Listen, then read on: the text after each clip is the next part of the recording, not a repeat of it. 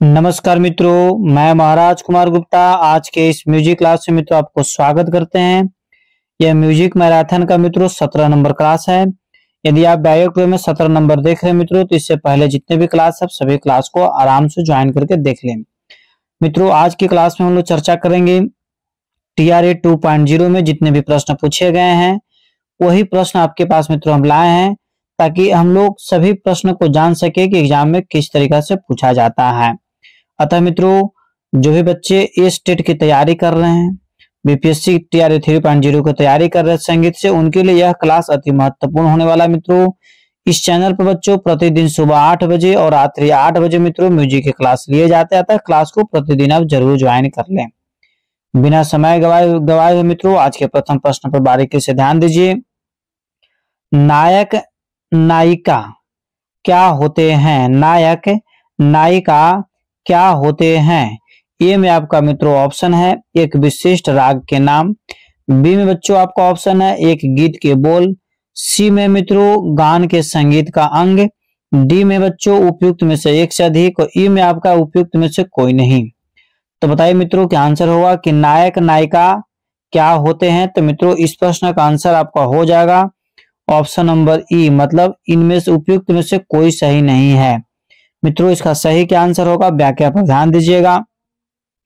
नायक नायिका एक नाटक या गीत की चित्रस्थ चरित्र होती है जिनकी कहानियां गान के माध्यम से बयान की जाती है। अगला प्रश्न मित्रों, घराना का अर्थ क्या है? फट से मित्रों कमेंट्स में आंसर दिया कीजिए कि घराना का अर्थ क्या है। एक संगीतकार का नाम, एक राग का नाम, संगीतज्ञ एकता का संकेत, और मित्रों सी में उपयुक्त में से एक से अधिक और डी में ई में आपका उपयुक्त में से कोई नहीं। बताइए मित्रों क्या आंसर होगा कि घराना का अर्थ क्या है। तो मित्रों घराना का जो अर्थ होता है ऑप्शन नंबर सी आपका सही है, संगीतीय एकता का संकेत।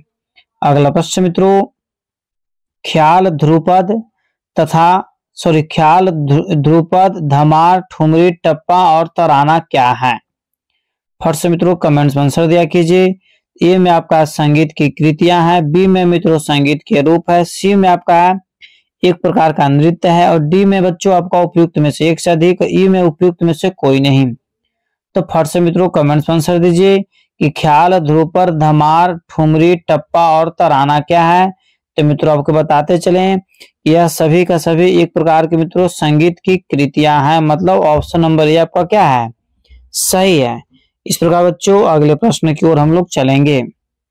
अगला प्रश्न मित्रों कि तबले में कितने घर होते हैं? फट से मित्रों कमेंट्स में इस प्रश्न का आंसर दिया कीजिए कि तबले में कितने घर होते हैं। तो ए में आपका 16 है, बी में मित्रों 8 है, सी में आपका 17 है, डी में उपयुक्त में से एक से अधिक है, ई में बच्चों उपयुक्त में से कोई नहीं। तो बताइए मित्रों क्या आंसर होगा कि तबले में कितने घर होते हैं। तो मित्रों आपको बताते चलें कि तबले में कुल 16 घर होते हैं। ए पर आंसर आपका क्या है, सही है मित्रों। इस प्रकार हम लोग अगले प्रश्न की ओर चलेंगे। दिल्ली बाज कहलाता है, मतलब दिल्ली बाज को और किस नाम से जाना जाता है। ए में आपका मित्रों ऑप्शन है लौह का बाज, बी में शाही का बाज, सी में मित्रों किनार का बाज और डी में आपका है उपयुक्त में से एक से अधिक, ई में बच्चों उपयुक्त में से कोई नहीं। तो बताइए मित्रों क्या आंसर होगा, दिल्ली बाज कहलाता है। तो मित्रों आपको बताते चलें कि जिस प्रश्न का आंसर आपको आ रहा है उस प्रश्न का आंसर आप इसी तरीका से कमेंट्स में देते रहिए। तो मित्रों दिल्ली बाज आपको किनार बाज को बोला जाता है, इसको बोल की बाज भी मित्रों बोला जाता है। अगला प्रश्न मित्रों, उत्तरी भारतीय और कर्नाटक संगीत में राग और ताल का अध्ययन क्यों महत्वपूर्ण है?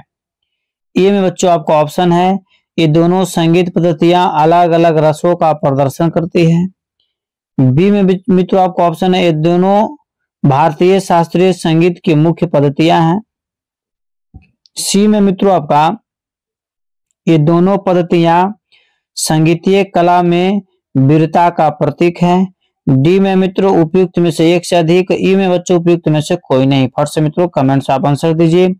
तो मित्रों इस प्रश्न का आंसर हो जाएगा ऑप्शन नंबर बी, मतलब बॉल आपका क्या है, सही है। इस प्रकार बच्चों हम लोग अगले प्रश्न की ओर चलेंगे। इंद्रधनुष क्या है? फट से बच्चों कमेंट्स में आंसर बताइए कि इंद्रधनुष क्या है। ए में आपका मित्रों है एक वाद्य यंत्र का नाम है। बी में मित्रों वैदिक कालीन संगीत का राग है। सी में मित्रों आपको 7 स्वर है। डी में आपका बच्चों उपयुक्त में से एक से अधिक। ई में आपका उपयुक्त में से कोई नहीं। तो फट से मित्रों कमेंट्स में आंसर दिया कीजिए कि इंद्रधनुष क्या है। तो बच्चों आपको बताते चले कि इस प्रश्न का आंसर बहुत ही इजी है, आप कमेंट्स में आराम से मित्रों आंसर दे सकते हैं। तो इंद्रधनुष जो मित्रों बोला जाता है 7 स्वरों के समूह को आपको इंद्रधनुष बोला जाता है। संगीत में व्याख्या पर ध्यान दीजिएगा मित्रों। इंद्रधनुष 7 स्वर है, जिसमें यह स्वरों के स्वरूप सरगम का भी नाम है, जिसे भारतीय संगीत में उपयोग किया जाता है। अगला प्रश्न मित्रों कि तिहाई में एक ही बोल समूह कितनी बार बजाया जाता है। तिहाई में एक ही बोल समूह कितनी बार बजाया जाता है। तो मित्रों फटाफट आप कमेंट्स में आंसर दिया कीजिए। तो मित्रों ए में आपको ऑप्शन है 3, बी में है 6, सी में मित्रों 9, डी में उपयुक्त में से एक से अधिक, ई में बच्चों उपयुक्त में से कोई नहीं। तो फट से मित्रों कमेंट्स में आप आंसर दीजिए कि तिहाई में एक ही बोल समूह कितनी बार बजाया जाता है। तो मित्रों आपको बताते चले कि तिहाई में एक ही बोल समूह जो है मित्रों 3 बार बजाया जाता है, अर्थात एप्पल आंसर आपका सही है। क्वेश्चन नंबर 10 है मित्रों, एक चीज आपको जरूर बोलेंगे कि यदि जीवन में सफल होना चाहते हैं बच्चों तो आप प्रतिदिन एक गोल फिक्स कीजिए, एक टारगेट फिक्स कीजिए और उस टारगेट को पूरा करने में अपना पूरा दिन लगा दीजिए। आगे आने वाला समय आपका ऑटोमेटिक सही हो जाएगा। प्रश्न मित्रों कि उत्तर भारतीय संगीत में प्रचलित विकृति स्वरों की कुल संख्या कितनी है। बच्चों इसी तरीका से आप लोग कमेंट्स में फटाफट आंसर देते रहिए। एक साथ आप लोग इतने सारे बच्चे मिल करके कमेंट्स में आंसर देते हैं, इसके लिए सभी को धन्यवाद। सभी का रिजल्ट होने का चांस 100% बनता है। तो मित्रों कुल विकृति स्वरों की संख्या कितनी है, 5 है, मतलब ऑप्शन नंबर बी आपका क्या है, सही है। इस प्रकार बच्चों हम लोग क्वेश्चन नंबर 11 पर चलेंगे। श्रुति और स्वरों के बीच क्या संबंध होता है। फर्स्ट से मित्रों कमेंट्स में आंसर दिया कीजिए कि श्रुति और स्वरों के बीच क्या संबंध होता है। तो मित्रों ए में आपका है श्रुति एक स्वर का नाम है। बी में मित्रों स्वर एक श्रुति का नाम है। सी में मित्रों श्रुति और स्वरों में कोई संबंध नहीं होता है। डी में आपका उपयुक्त में से एक से अधिक, ई में बच्चों उपयुक्त में से कोई नहीं। तो बताइए मित्रों क्या आंसर होगा कि श्रुति और स्वरों के बीच क्या संबंध होता है। तो मित्रों इस प्रश्न का आंसर हो जाएगा ऑप्शन नंबर बी, मतलब स्वर एक श्रुति का नाम है। ठीक है बच्चों, इस प्रकार हम लोग अगले प्रश्न की ओर चलेंगे। ग्राम राग वर्गीकरण क्या है। ग्राम राग वर्गीकरण क्या है। ए में मित्रों आपका ऑप्शन है गानों के वर्गीकरण, बी में है रागों के वर्गीकरण, सी में मित्रों लोगों के वर्गीकरण और डी में बच्चों आपका उपयुक्त में से एक से अधिक, ई में आपका उपयुक्त में से कोई नहीं। फट से मित्रों कमेंट्स में आंसर दिया कीजिए कि ग्राम राग वर्गीकरण क्या है। तो मित्रों आपको बताते चलें कि ग्राम राग वर्गीकरण जो है मित्रों रागों के वर्गीकरण है, मतलब ऑप्शन नंबर बी आपका क्या है, सही है मित्रों। इस प्रकार हम लोग अगले प्रश्न की ओर चलेंगे।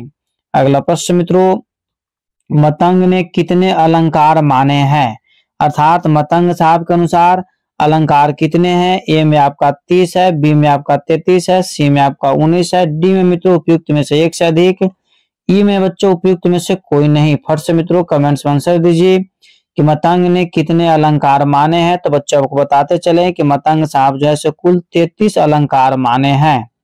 ठीक है मित्रों।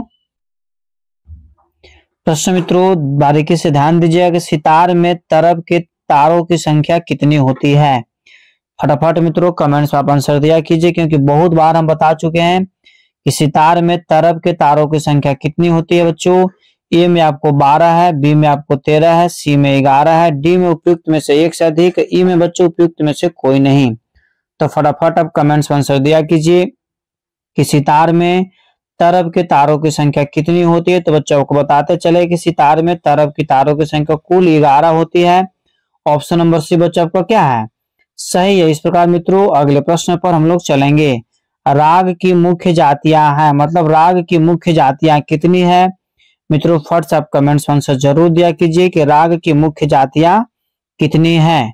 फटाफट मित्रों कमेंट्स में आप आंसर दिया कीजिए ताकि कम समय में आपको अधिक से अधिक प्रश्नों का आंसर मालूम हो सके। तो मित्रों आपको बताते चलें कि राग की जो प्रमुख जातियां हैं 3 है। कितनी है, 3, मतलब एप्पल आंसर आपका क्या है, सही है। पहला है आडव, दूसरा का मित्रों साडव और तीसरा का आपको संपूर्ण। ठीक है, इस प्रकार आडव में 5 होता है, साडव में 6 होता है और संपूर्ण में 7 स्वर होते हैं।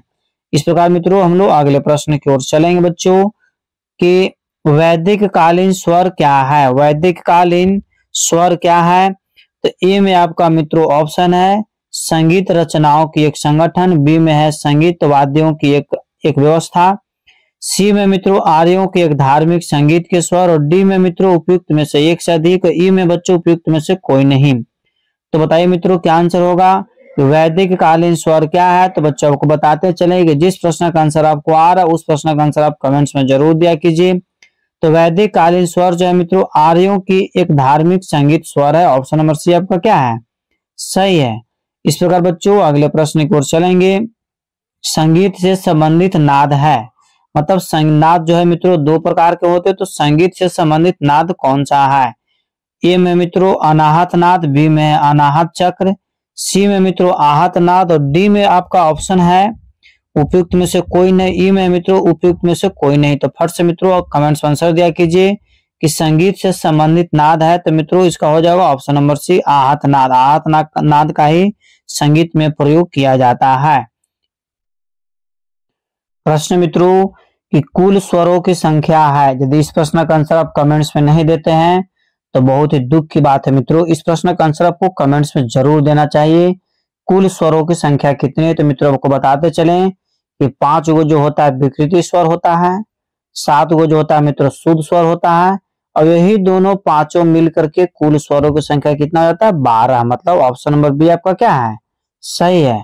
मित्रों इस वीडियो को, इस चैनल को मित्रों अपने अधिक से अधिक स्टडी ग्रुप में शेयर कर दीजिए ताकि सभी लोग पढ़ सके और सभी लोग बढ़ सके। मित्रों इस चैनल पर सुबह 8 बजे म्यूजिक के क्लास लिए जाते हैं और शाम में जो मेरा न्यू चैनल है दक्ष म्यूजिक क्लासेस, उस पर मित्रों शाम में रात्रि 8 बजे म्यूजिक के क्लास लिए जाते हैं, क्लास आप प्रतिदिन जरूर ज्वाइन करें। प्रश्न मित्रों कि राग कामोद में कितने स्वरों का प्रयोग होता है। तो मित्रों ए में आपका 3 है, बी में आपका 7 है, सी में 4 है, डी में बच्चों आपका उपयुक्त में से एक से अधिक और ई में उपयुक्त में से कोई नहीं। बताइए मित्रों क्या आंसर होगा कि राग कामोद में कितने स्वरों का प्रयोग होता है। तो मित्रों आपको बताते चले कि राग कामोद में कुल 7 स्वरों का प्रयोग होता है। ऑप्शन नंबर बी आपका क्या है, सही है। इस प्रकार मित्रों क्वेश्चन नंबर 20 पर हम लोग चलेंगे। राग जौनपुरी का समप्राकृतिक राग कौन सा है। अति महत्वपूर्ण प्रश्न मित्रों, राग जौनपुरी का जो है से राग जौनपुरी का समप्राकृतिक राग कौन सा है। ए में आपका देसी है, बी में मित्रों असावरी है, सी में आपका भोपाली और डी में मित्रों आपको उपयुक्त में से एक से अधिक, ई में उपयुक्त में से कोई नहीं। तो बच्चों फट से कमेंट्स में आंसर दीजिए कि राग जौनपुरी का समप्राकृतिक राग कौन सा है। तो मित्रों इस प्रश्न का आंसर हो जाएगा ऑप्शन नंबर बी असावरी। ठीक है बच्चों, ऑप्शन नंबर बी क्या आपका है, सही आंसर है। सभी प्रश्न का आंसर आप लोग कमेंट्स में एक साथ इसी तरीका से देते रहिए और कोशिश कीजिए कि प्रतिदिन सुबह 8 बजे क्लास को ज्वाइन कर ले। ठीक है, और अपने स्टडी ग्रुप में से जरूर शेयर करें। राग देश का समप्राकृतिक राग कौन सा है। राग देश का समप्राकृतिक राग कौन सा है। ए में मित्रों आपका ऑप्शन है देसी, बी में है मित्रों तिलक कामोद, सी में मित्रों भोपाली और डी में आपको उपयुक्त में से एक से अधिक, ई में बच्चों उपयुक्त में से कोई नहीं। तो बताइए मित्रों क्या आंसर होगा कि राग देश का समप्राकृतिक राग कौन सा है। तो बच्चों इस प्रश्न का आपका आंसर यदि आ रहा है तो कमेंट्स में आप जरूर आंसर दिया कीजिए। राग देश का समप्राकृतिक राग है मित्रों ऑप्शन नंबर बी तिलक कामोद। क्या है, तिलक कामोद। बी नंबर आंसर क्या है, सही है मित्रों। इस प्रकार हम लोग अगले प्रश्न की ओर चलेंगे। लोक संगीत के किस क्षेत्र में अधिकतम संगीत विधाएं शामिल है। ए में मित्रों आपका ऑप्शन है प्राकृतिक संगीत, बी में मित्रों लौकिक संगीत, सी में आधुनिक संगीत, डी में बच्चों उपयुक्त में से एक से अधिक, ई में आपका उपयुक्त में से कोई नहीं। तो फट से मित्रों कमेंट्स में आंसर दिया कीजिए कि लोक संगीत के किस क्षेत्र में अधिकतम संगीत विधाएं शामिल है। तो मित्रों इस प्रश्न का आंसर आपको हो जाएगा, यदि आपको याद है तो कमेंट्स में आंसर जरूर डालिए। तो इसका आंसर हो जाएगा मित्रों उपयुक्त में से कोई नहीं।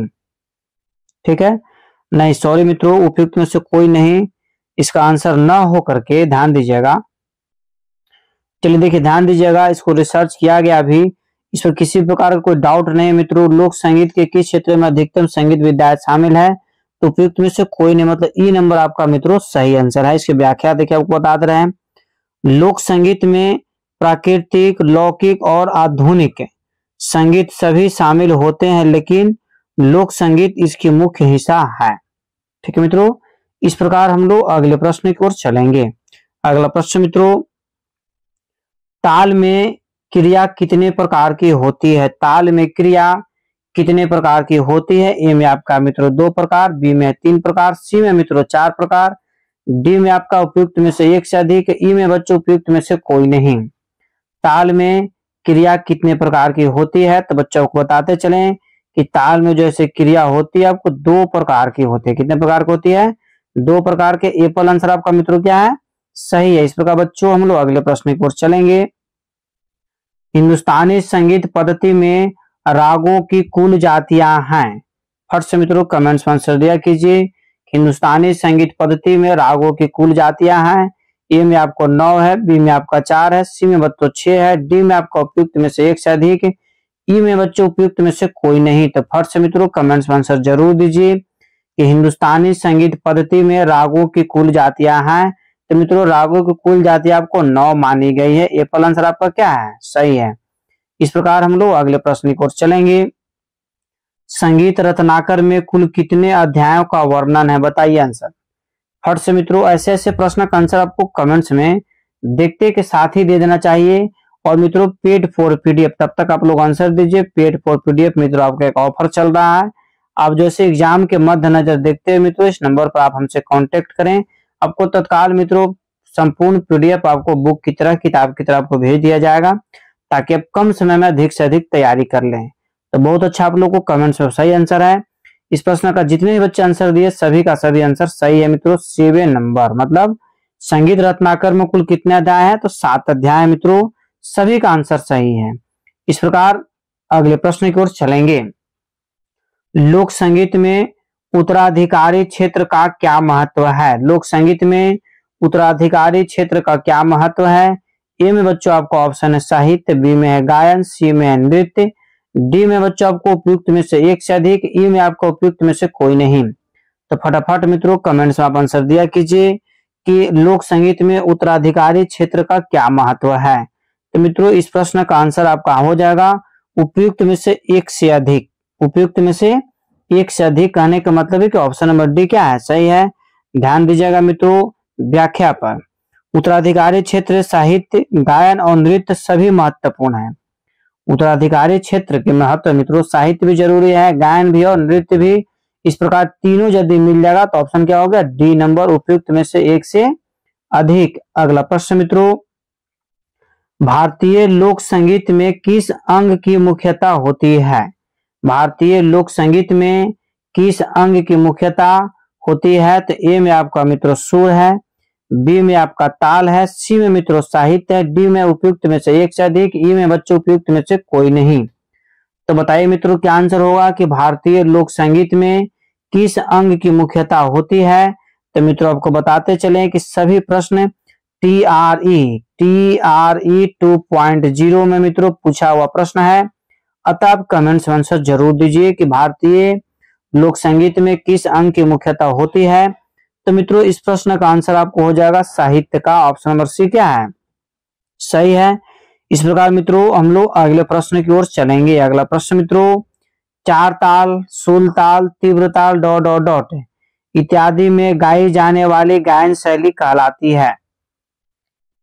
ए में आपका है बड़ा ख्याल, बी में है ठुमरी, सी में है ध्रुपद, डी में बच्चों उपयुक्त में से 1 से अधिक, ई में आपका उपयुक्त में से कोई नहीं। फट से कमेंट्स में आंसर दिया कीजिए कि 4 ताल, सुल ताल, तीव्र ताल डॉट डॉट डॉट इत्यादि में गाई जाने वाली गायन शैली कहलाती है। तो मित्रों इस प्रश्न का आंसर आपको हो जाएगा ध्रुपद, मतलब ऑप्शन नंबर सी मित्रों आपका क्या है?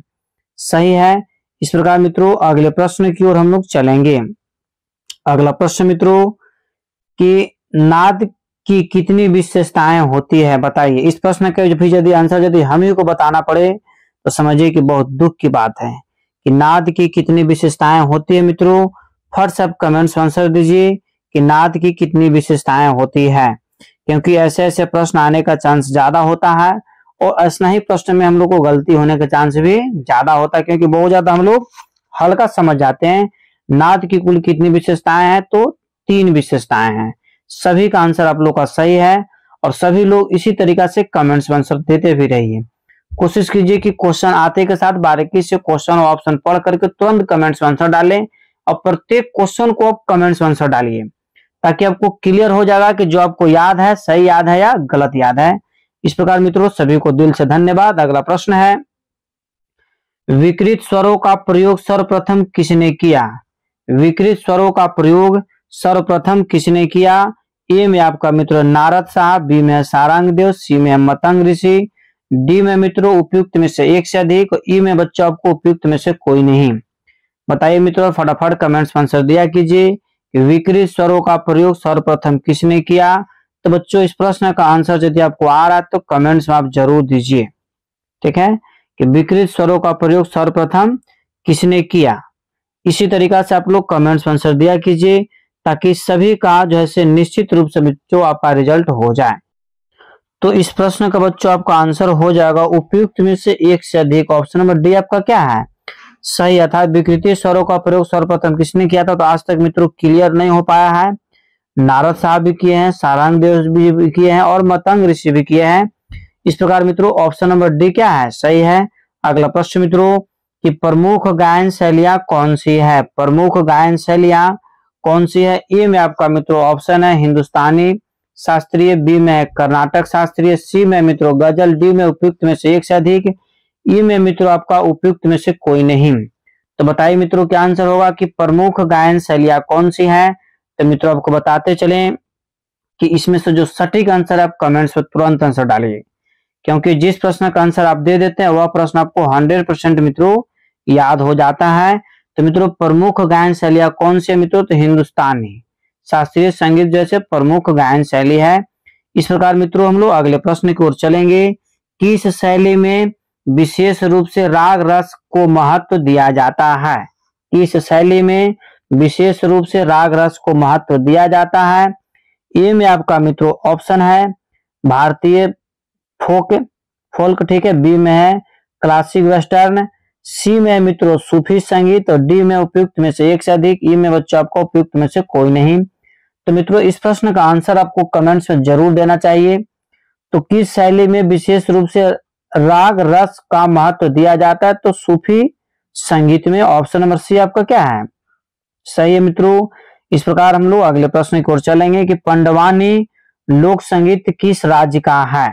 ए में आपका मित्रों ऑप्शन है पंजाब, बी में बिहार, सी में राजस्थान, डी में बच्चों उपयुक्त में से एक से अधिक, ई में आपका उपयुक्त में से कोई नहीं।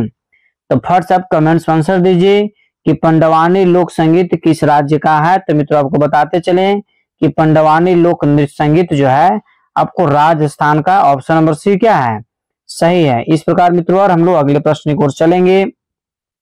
बिहार के लोक गीतों का मुख्य उद्देश्य क्या है? बिहार के लोक गीतों का मुख्य उद्देश्य क्या है? ए में आपका मित्र रोमांटिक भावनाएं, तो गलत हो जाएगा, नहीं। बी में मित्रों कृषि और गांव के जीवन को दर्शाना, ये भी मित्रों 100% सही नहीं है। सी में मित्रों आपका राजनीतिक संदेश और डी में उपयुक्त में से एक से अधिक और ई में बच्चों उपयुक्त में से कोई नहीं। तो बताइए मित्रों कमेंट्स में फर्स्ट आंसर दिया कीजिए, इस प्रश्न का आंसर क्या होगा? फटाफट मित्रों कमेंट्स में आपको आंसर जरूर देना चाहिए कि बिहार के लोक गीतों का मुख्य उद्देश्य है। तो मित्रों आपको बताते चले कि इस प्रश्न का आंसर हो जाएगा ऑप्शन नंबर बी आपका सही है, कृषि और गांवों के जीवन को दर्शाना। इस प्रकार मित्रों हम लोग बिना समय गवाए हुए आज के अगले प्रश्न की ओर चलेंगे। इस वाद्य को कमानी द्वारा बजाया जाता है, मतलब कौन सा ऐसा वाद्य इसमें से है जिसको कमानी के द्वारा बजाया जाता है? ए में आपका मित्रों वीणा है, बी में आपको वायलिन है, सी में मित्रों गिटार है, डी में आपको उपयुक्त में से एक से अधिक, ई में बच्चों आपको उपयुक्त में से कोई नहीं। तो बताइए मित्रों क्या आंसर होगा कि इस वाद्य को कमानी द्वारा बजाया, इनमें से कौन सा ऐसा वाद्य है जिसको कमानी के द्वारा बजाया जाता है? तो मित्रों आपको बताते चलें इस प्रश्न का आंसर आपको हो जाएगा ऑप्शन नंबर बी, वायलिन को मित्रों कमानी के द्वारा बजाया जाता है। इस प्रकार मित्रों अगले प्रश्न की ओर चलेंगे। यह राग काफी ठाट का है, मतलब कौन सा ऐसा राग है जिसको काफी ठाट के अंतर्गत रखा गया है।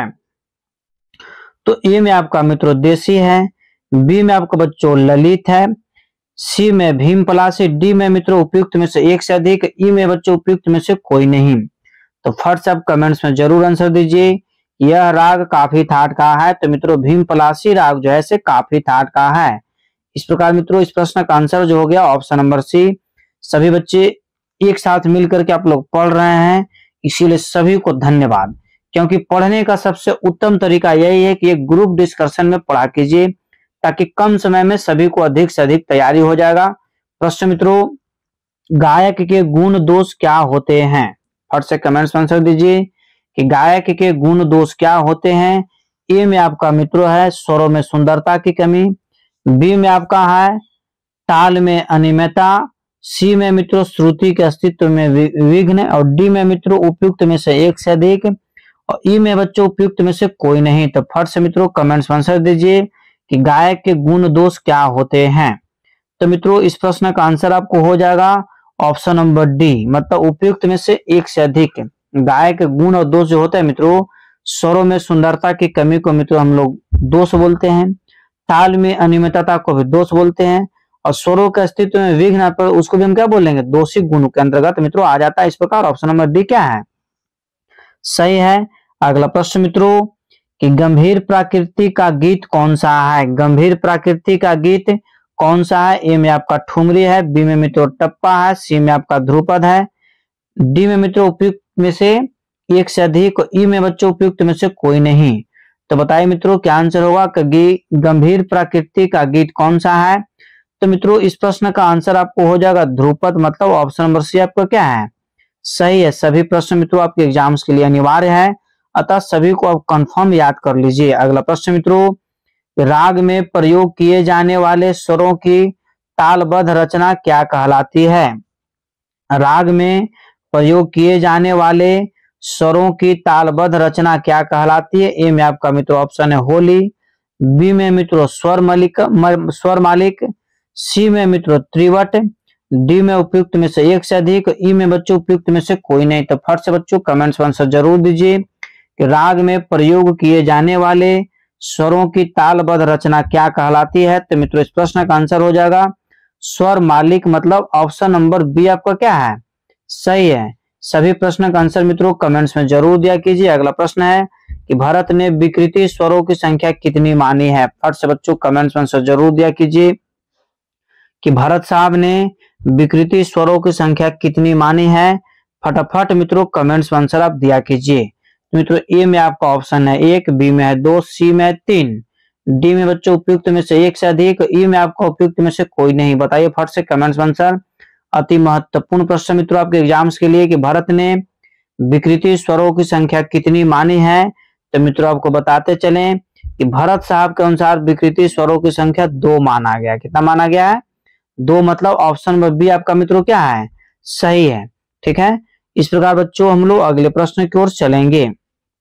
अगला प्रश्न मित्रों कि आफ्ताब ए मौसिकी किसे कहा गया है? आफ्ताब ए मौसिकी किसे कहा गया है?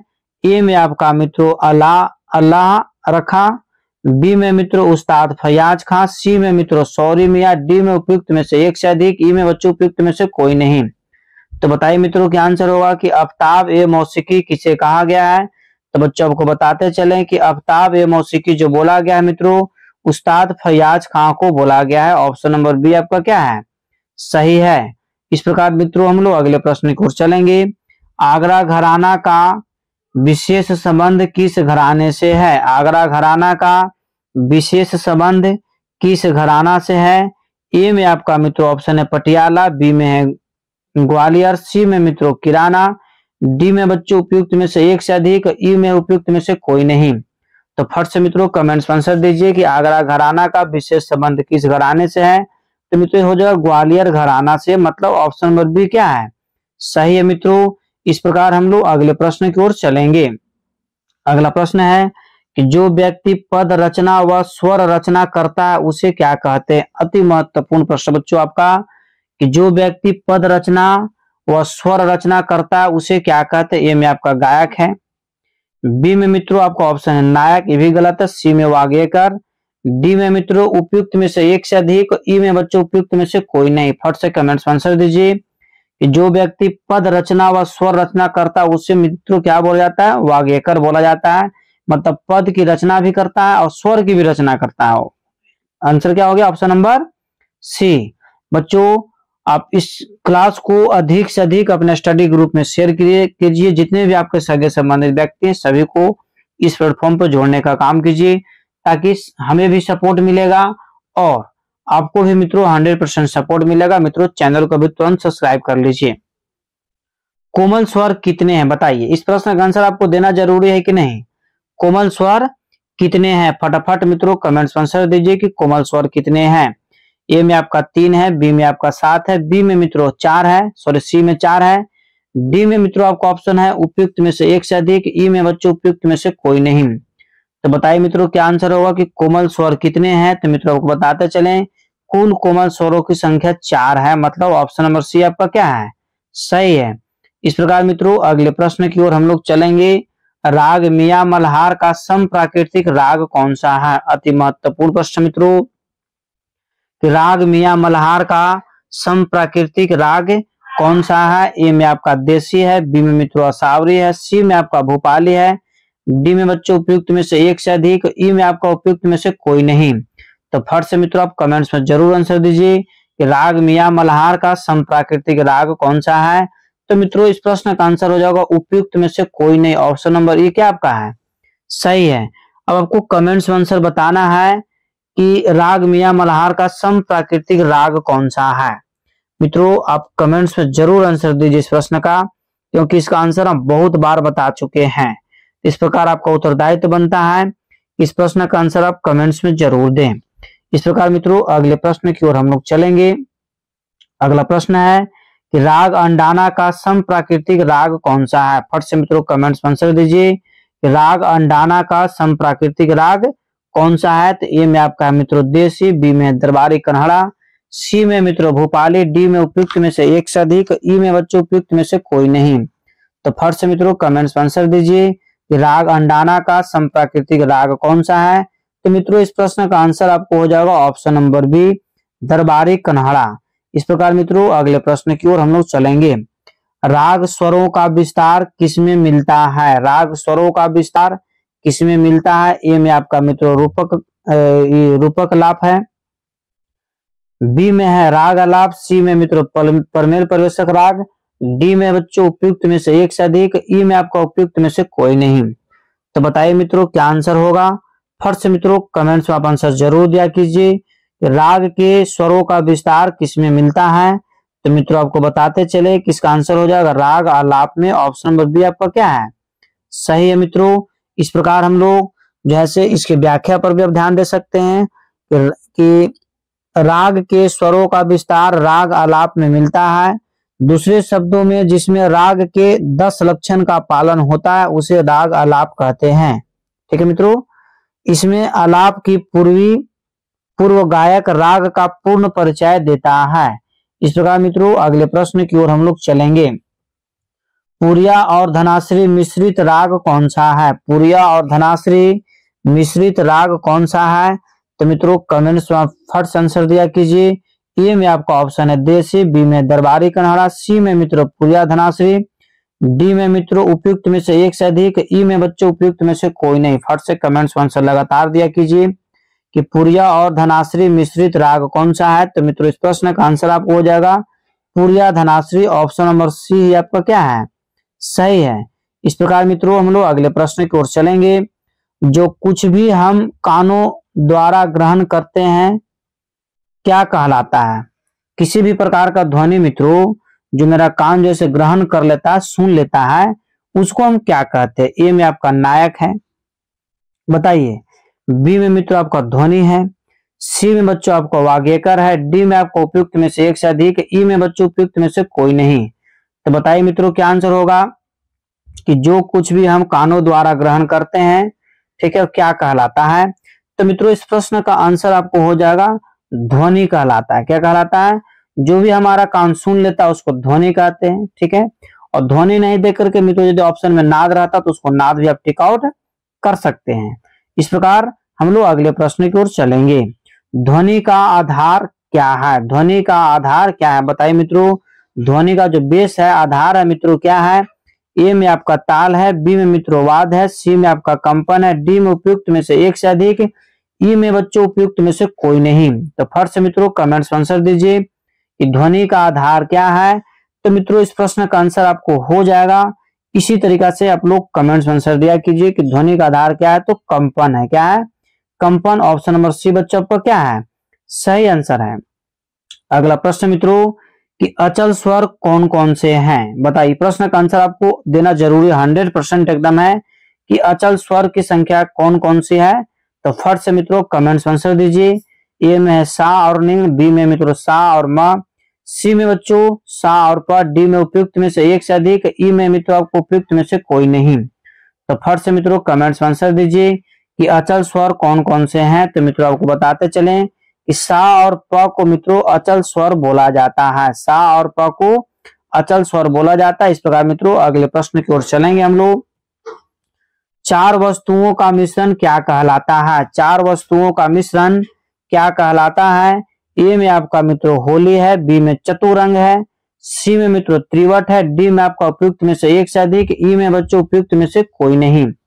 तो फर्स्ट से मित्रों कमेंट्स में आप आंसर जरूर दीजिए कि चार वस्तुओं का मिश्रण क्या कहलाता है। तो मित्रों आपको बताते चलें कि चार वस्तुओं के मिश्रण को चतुरंग बोला जाता है। ऑप्शन नंबर बी आपका क्या है? सही है। इस प्रकार मित्रों हम लोग अगले प्रश्न की ओर चलेंगे।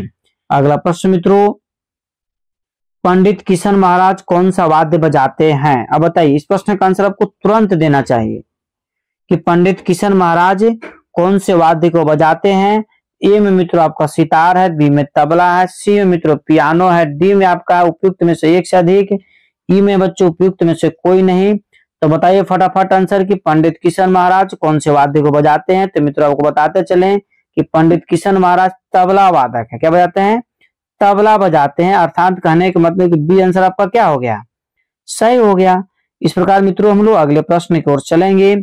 कौन सी ताल 14 मात्रा की नहीं है? फट से मित्रों कमेंट्स में आंसर दीजिए कि कौन सी ताल जो है 14 मात्रा की नहीं है। तो मित्रों दीपचंदी में 14 मात्रा होती है, धमार में भी 14 मात्रा, टप्पा में 14 मात्रा का प्रयोग नहीं होता है। इस प्रकार मित्रों इस प्रश्न का आंसर क्या हो गया बताइए फट से। हाँ, इस प्रश्न का आंसर आप लोग बहुत अच्छा दे रहे हैं, टप्पा सी ही, ठीक है। इस प्रकार मित्रों हम लोग अगले प्रश्न की ओर आंसर देंगे। राग रागनी वर्गीकरण में कितने मत प्रमुख हैं? फट से मित्रों कमेंट्स में आंसर दिया कीजिए। राग रागनी वर्गीकरण में कितने मत प्रमुख हैं। ए में आपका मित्रों 2 है, बी में आपका 6 है, सी में आपका 4 है, डी में उपयुक्त में से एक से अधिक, ई में बच्चों उपयुक्त में से कोई नहीं। तो फट से मित्रों कमेंट्स में आंसर दिया कीजिए कि राग रागनी वर्गीकरण में कितने मत प्रमुख हैं। तो मित्रों 4 मत प्रमुख है, मतलब ऑप्शन नंबर सी आपका बच्चों क्या है? सही है। इस प्रकार मित्रों अगले प्रश्न की ओर हम लोग चलेंगे कि पंडित अहोबल द्वारा लिखी गई पुस्तक का नाम क्या है? बताइए। इस प्रश्न का आंसर मित्रों आपको कमेंट्स में 100% देना चाहिए कि पंडित अहोबल द्वारा लिखी गई पुस्तक का नाम क्या है। ए में आपका संगीत रत्नाकर, बी में है मित्रों संगीत दर्पण, सी में संगीत परिजात, डी में मित्रों उपयुक्त में से एक से अधिक, ई में उपयुक्त में से कोई नहीं। तो फट से मित्रों कमेंट्स में आंसर दीजिए कि पंडित अहोबल द्वारा लिखी गई पुस्तक का नाम क्या है। तो मित्रों संगीत परिजात के लेखक हैं पंडित अहोबल साहब। ऑप्शन नंबर सी मित्रों क्या है? सही है। इस प्रकार मित्रों क्वेश्चन नंबर 57 पर हम लोग चलेंगे कि भीम पलासी राग किस स्वर पर न्यास कर सकते हैं? ठीक है, भीम पलासी राग किस स्वर पर न्यास कर सकते हैं। ए में आपका मित्रों ऑप्शन है ध, बी में मित्रों रे, सी में बच्चों आपका प, और डी में उपयुक्त में से एक से अधिक, ई में बच्चों आपका उपयुक्त में से कोई नहीं। तो बताइए मित्रों क्या आंसर होगा कि भीम पलासी राग किस स्वर पर न्यास कर सकते हैं। तो मित्रों इस प्रश्न का आंसर आपका हो जाएगा उपयुक्त में से कोई नहीं, ई नंबर आंसर क्या है? सही है। तो मित्रों आप जैसे कमेंट्स में आंसर जरूर दीजिए कि भीम पलासी राग किस स्वर पर न्यास कर सकते हैं। अगला प्रश्न मित्रों, सारंगी इस राजवाद किससे बजाया जाता है? बहुत ही मित्रों इजी प्रश्न है कि सारंगी इस राजवाद्य किस यंत्र से बजाया जाता है। तो ए में आपका मित्रों मिजराब होगा, क्या होगा मिजराब, ये भी गलत है। ठीक है मित्रों, जावा जो है सरोद को से बजाया जाता है। और गज, यही आपका क्या हो जाएगा सही, सारंगी और इस राजवाद्य किससे बजाया जाता है, तो गज से बजाया जाता है मित्रों। इस प्रकार इस प्रश्न का आंसर क्या हो गया, सी नंबर। अगले प्रश्न की ओर चलेंगे मित्रों हम लोग। मिंड के लिए पाश्चात्य संगीत में क्या नाम है। मिंड के लिए पाश्चात्य संगीत में क्या नाम है। ए में आपका मित्रों ऑप्शन है रेस्ट, बी में असलर, सी में मित्रों क्वेयर और डी में उपयुक्त में से एक से अधिक, ई में बच्चों उपयुक्त में से कोई नहीं। तो फटाफट आप कमेंट्स में जरूर आंसर दीजिए कि मिंड के लिए पाश्चात्य संगीत में क्या नाम है।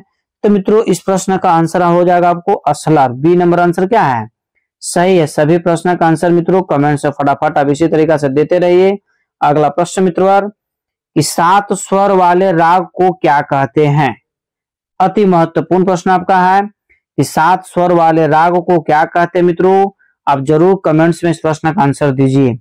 ऑर्डर में मित्रों 5 स्वर होते हैं, संपूर्ण में 7 स्वर होते हैं। साडव होगा, साडव मित्रों 6 स्वर होते हैं। यहाँ पर 7 स्वर वाले राग को क्या कहते हैं, तो संपूर्ण कहते हैं। ऑप्शन में बी आपका क्या हो जाएगा, सही हो जाएगा। इस प्रकार मित्रों अगले प्रश्न की ओर हम लोग चलेंगे कि इनमें से एक अवनद वाद्य की श्रेणी है। इनमें से एक अवनद वाद्य की श्रेणी है। ए में आपका मित्रों पियानो है, बी में मृदंग है, सी में मित्रों जल तरंग होगा, जल तरंग, डी में मित्रों उपयुक्त में से एक से अधिक, ई में बच्चों आपको उपयुक्त में से कोई नहीं। फर्स्ट आप कमेंट्स आंसर दीजिए कि इनमें से एक अवनद वाद्य की श्रेणी में है। तो मित्रों इस प्रश्न का आंसर आपका हो जाएगा मृदंग। आपको बता देते हैं कि अवनद वाद्य वैसे वाद्य को बोला जाता है जो चमड़ी के माध्यम से किसी भी जानवर के खाल से उसको मढ़ करके तैयार किया जाता है, उसी को हम क्या बोलते हैं, अवनद वाद्य बोलते हैं। अगला प्रश्न मित्रों, राग की कितनी जातियां होती है। राग की कितनी जातियां होती है। ए में मित्रों आपका 3 है, बी में आपका 5 है, सी में मित्रों 7 है, डी में उपयुक्त में से एक से अधिक है मित्रों, और ई में आपका ऑप्शन है उपयुक्त में से कोई नहीं। तो बताइए मित्रों क्या आंसर होगा कि राग की कितनी जातियां होती है। जिस प्रश्न का आंसर मित्रों आपको आ रहा है उस प्रश्न का आंसर आप कमेंट्स में तुरंत डाला कीजिए। तो मित्रों आपको बताते चलें कि राग की कुल जातियां कितनी होती है, 3 होती है। अभी तुरंत हम बताते पिछले वाले प्रश्न में राग की कुल जातियां कितनी होती है, 3, आडव, साडव और संपूर्ण, आडव, साडव और संपूर्ण। इस प्रकार मित्रों अगले प्रश्न की ओर हम लोग चलेंगे। किस विद्वान ने अपने ग्रंथ में सर्वप्रथम राग शब्द का प्रयोग किया है, बताइए। बहुत ही मित्रों इजी प्रश्न है और एग्जाम में पूछा हुआ प्रश्न है। किस विद्वान ने अपने ग्रंथ में सर्वप्रथम राग शब्द का प्रयोग किया है। तो मित्रों ए में आपका ऑप्शन है नारद साहब, बी में है दतिल साहब, सी में मित्रों मतंग साहब, डी में आपका उपयुक्त में से एक से अधिक, ई में बच्चों उपयुक्त में से कोई नहीं। तो फर्स्ट आप कमेंट्स में जरूर आंसर दीजिए कि किस विद्वान ने अपने ग्रंथ में सर्वप्रथम राग शब्द का प्रयोग किया है। तो मित्रों इस प्रश्न का आंसर आपको हो जाएगा मतंग साहब। कौन किए हैं, मतंग साहब, मतलब सी नंबर आंसर आपका क्या है, सही है।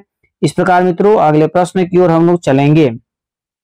तराना गायन शैली किसके समान होती है। तराना गायन शैली किसके समान होती है। ए में आपका मित्रों धमार है, बी में ख्याल है, सी में मित्रों त्रिवट है, डी में आपका उपयुक्त में से एक से अधिक, ई में बच्चों उपयुक्त में से कोई नहीं। तो फट से मित्रों कमेंट्स में आप आंसर दीजिए कि तराना गायन शैली किसके समान है। तो मित्रों इस प्रश्न का आंसर आपका हो जाएगा ख्याल के समान है, मतलब ऑप्शन में बी आपका क्या है, सही है मित्रों।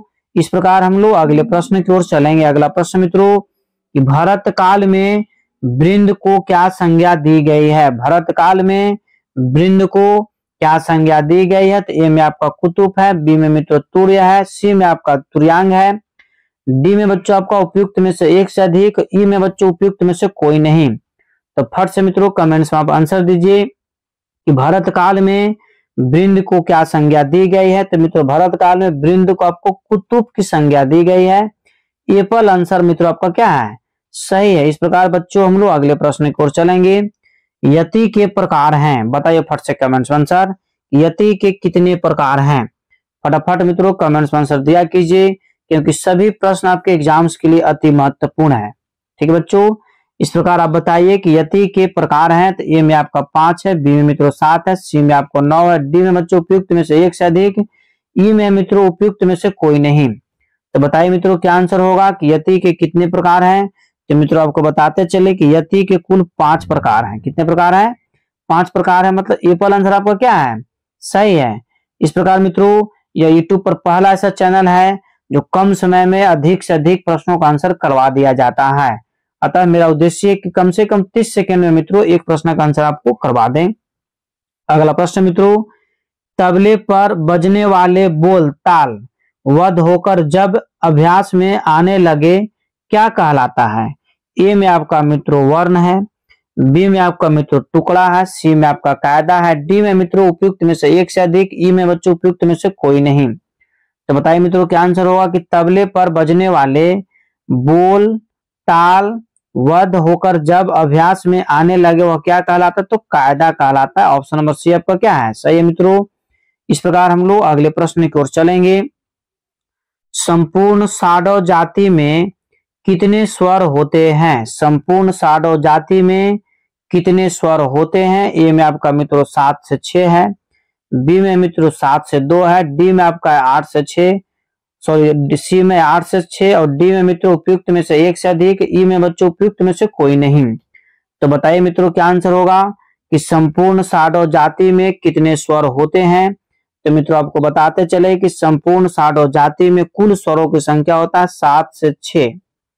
ठीक है। इस प्रकार मित्रों answer number A option number क्या है? सही है। इस प्रकार मित्रों हम लोग आज के अगले प्रश्न की ओर चलेंगे।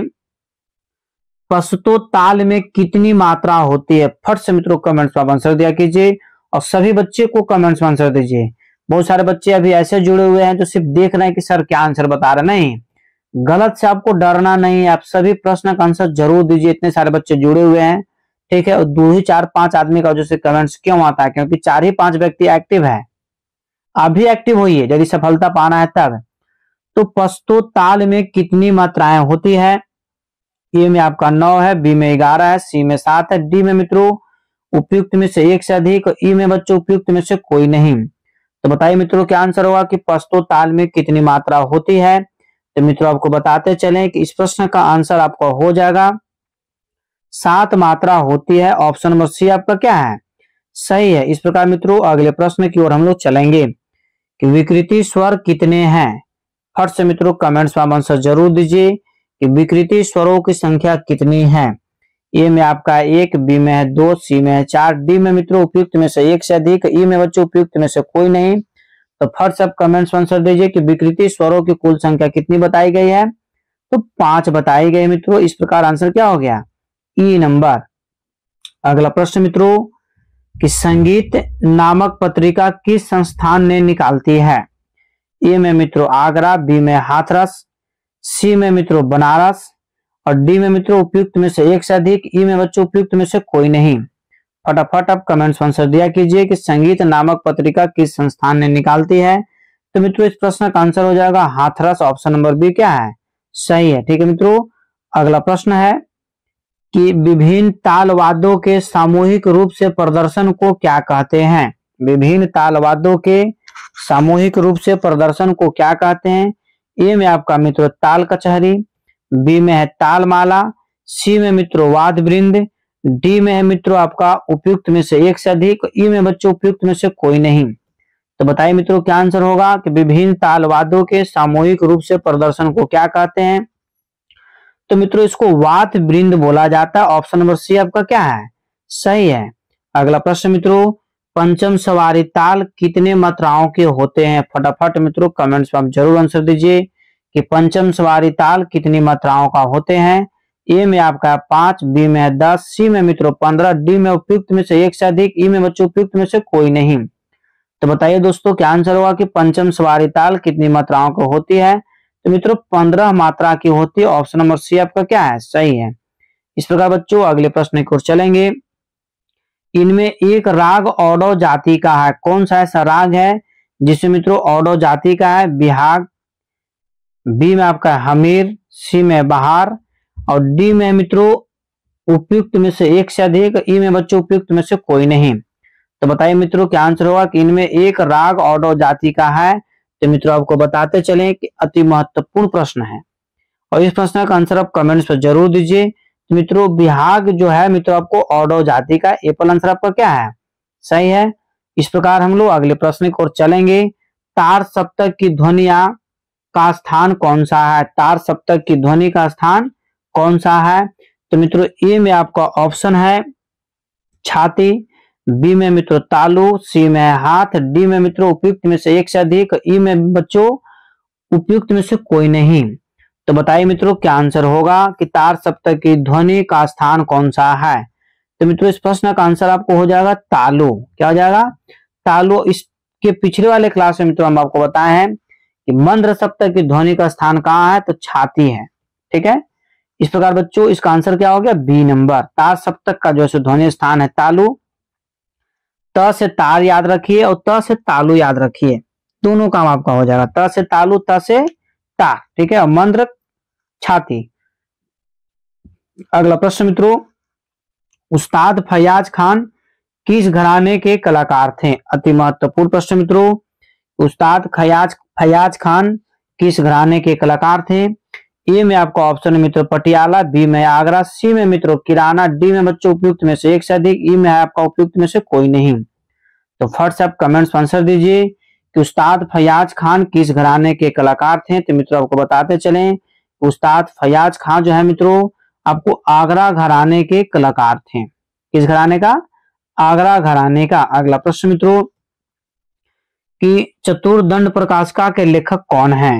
बहुत ही मित्रों अति महत्वपूर्ण प्रश्न है कि चतुर्दंड प्रकाशिका के लेखक कौन है। अहोबल साहब, गलत आंसर आपका है। बी में मित्रों आपको वेंकटमुखी साहब, सी में भरत साहब, डी में मित्रों उपयुक्त में से एक से अधिक, ई में आपका उपयुक्त में से कोई नहीं। तो फट से मित्रों कमेंट्स में आप आंसर दीजिए कि चतुर्दंड प्रकाशिका के लेखक कौन है। तो मित्रों आपको बताते चले कि चतुर्दंड प्रकाशिका के लेखक वेंकटमुखी साहब है। ऑप्शन नंबर बी आपका क्या है, सही है।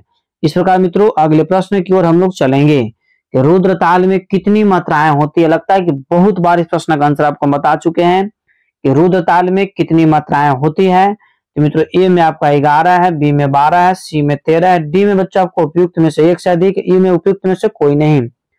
तो बताइए मित्रों क्या आंसर होगा कि रुद्र ताल में कितनी मात्राएं होती है। तो मित्रों इस प्रश्न का आंसर आपको हो जाए कि रुद्र ताल में कुल 11 मात्रा होती है। ऑप्शन नंबर ए आपका क्या है, सही है।